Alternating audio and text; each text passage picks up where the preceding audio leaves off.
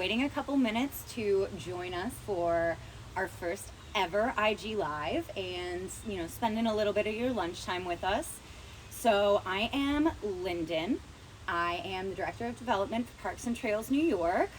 This gentleman beside me is Will Cote. I'm the Director of Parks Programming for Parks and Trails New York. And we're here today to give you some updates about Parks and Trails New York and also tell you a little bit about a newly named but very important group, the Park and Trail Champions. They are monthly supporters of Parks and Trails New York, which means that they donate anywhere from $5 to the sky's the limit monthly to make sure that we can keep doing our very important work of protecting, promoting, and expanding New York State's parks, trails, and public lands for all New Yorkers. So I guess we can just dive right in, and we'll be throwing that link up in the chat if you are interested in supporting us with a monthly donation. So that will be coming through. So Will, Yes. Can you tell me about some big updates around Parks, Trails, Public Lands for both Parks and Trails New York and the state? Sure, absolutely. So let's start with one initiative that we're doing called the Leadership Council.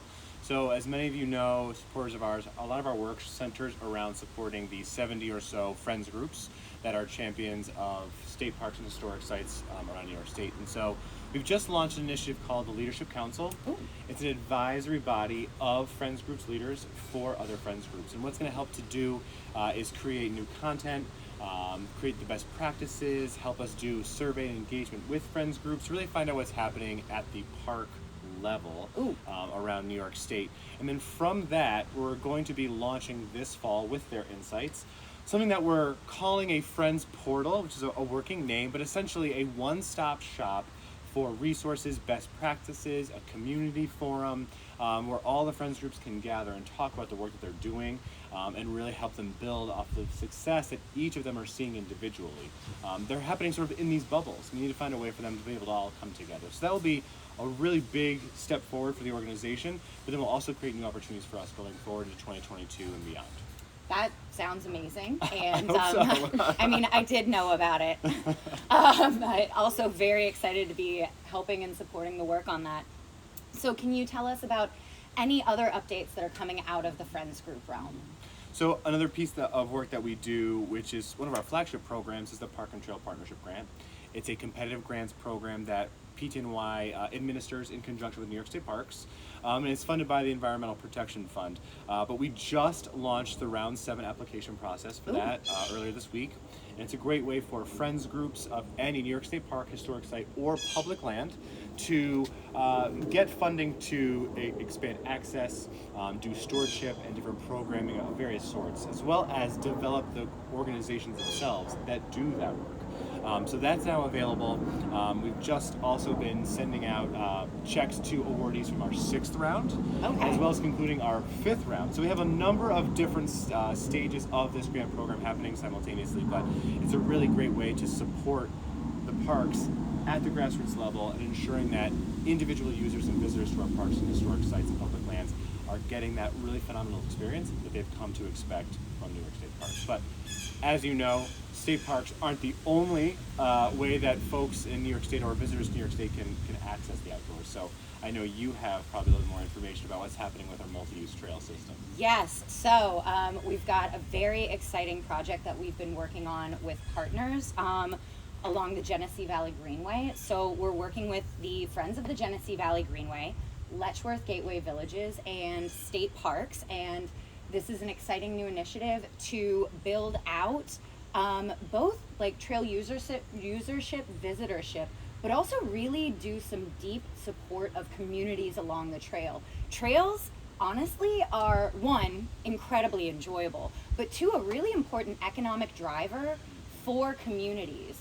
And we've seen this work so well for communities along the Erie Canalway Trail that we're bringing some of that model to Western New York.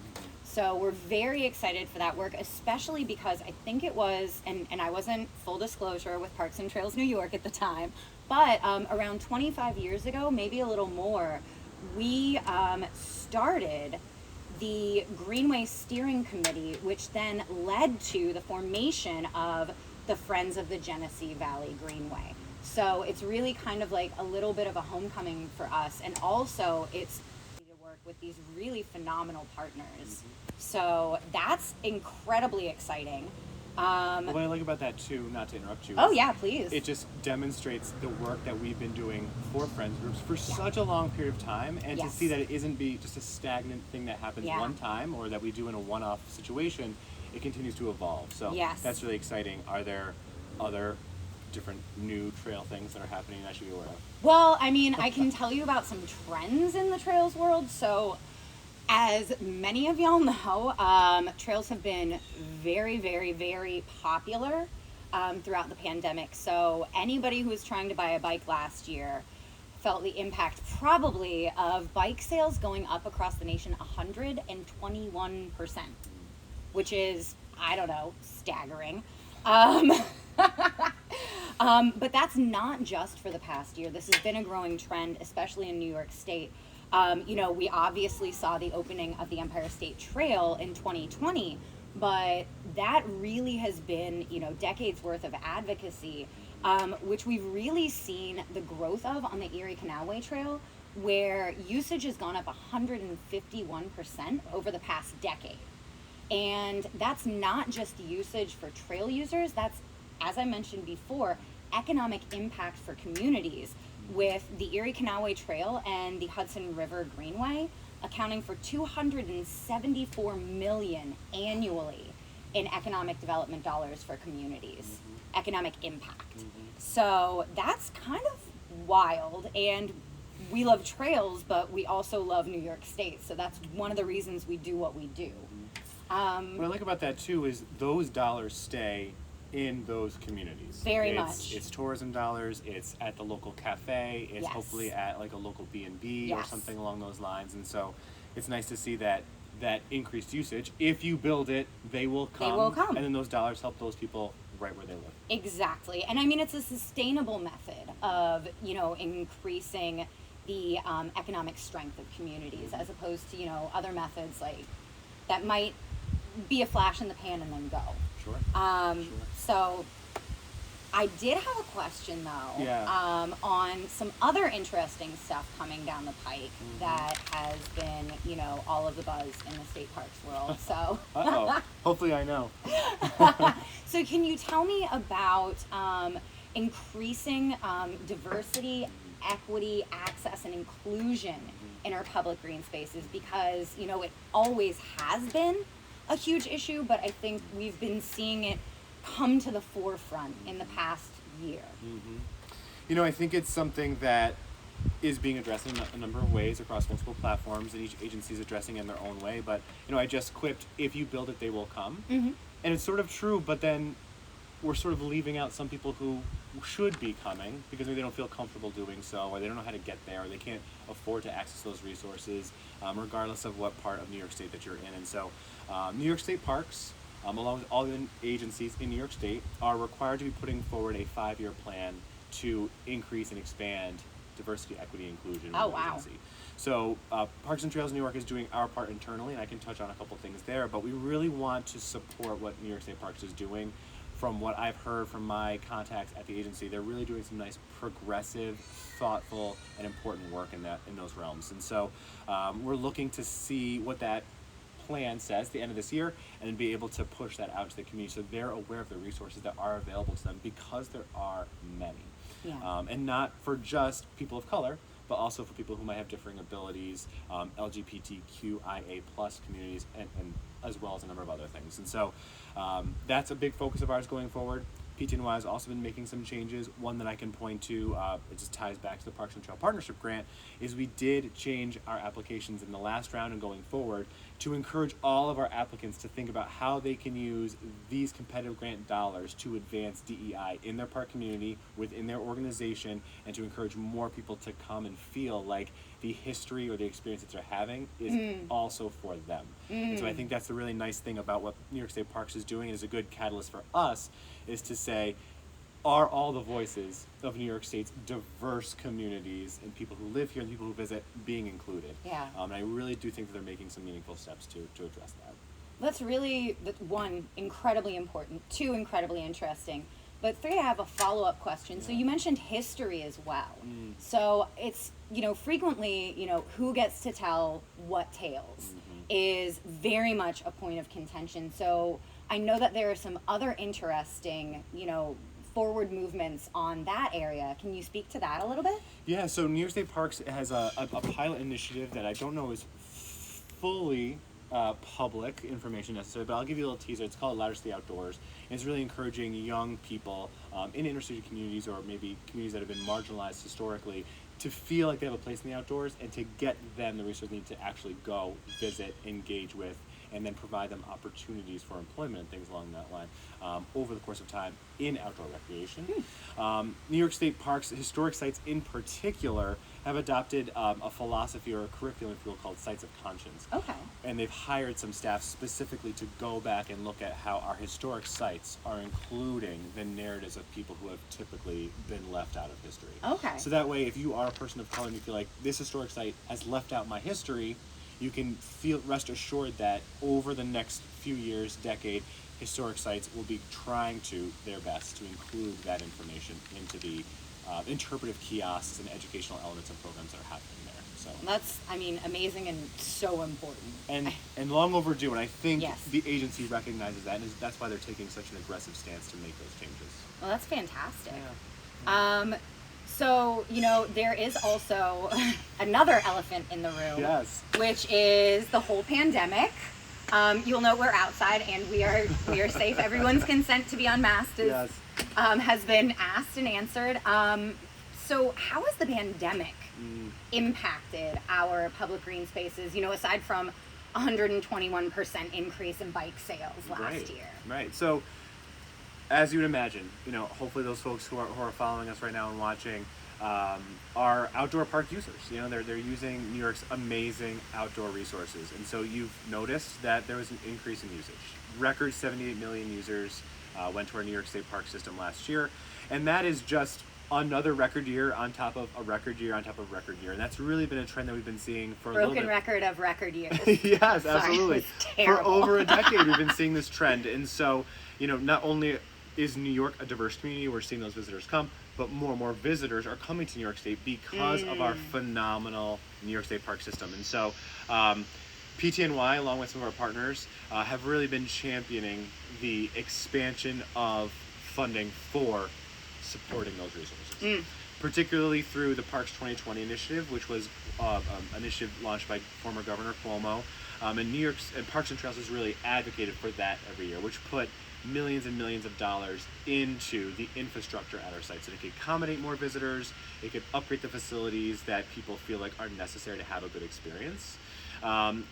Last year, through our advocacy efforts, we helped to pass the Parks 100 initiative. And that puts another $110 million in infrastructure development into our New York State Parks and historic sites, as well as an additional pot of money going to our public lands administered by DEC. Okay.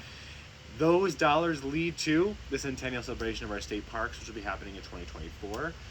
But it also makes us think about the soft infrastructure.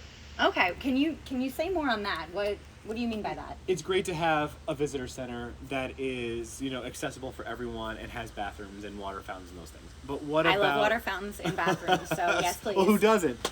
But what about the soft programming, the educational experiences, the programs, the phenomenal staff that New York State Parks is known for? Yeah. Making sure that there's enough of them to welcome those visitors and tell them more about the environment and the history and the ways that we all interact with our natural environment and the importance of protecting and sustaining that in the future. So we're thinking about ways that we can encourage the state to fund the operating budget of New York State Parks. Okay. This will put more environmental staff and interpreters back where they belong, facing the public, and teach them about all the great resources that we have available. So we're working out what that might mean, how we would best represent that, and making sure we have the data to back that up. But it is an important aspect of our work that we are certainly concerned.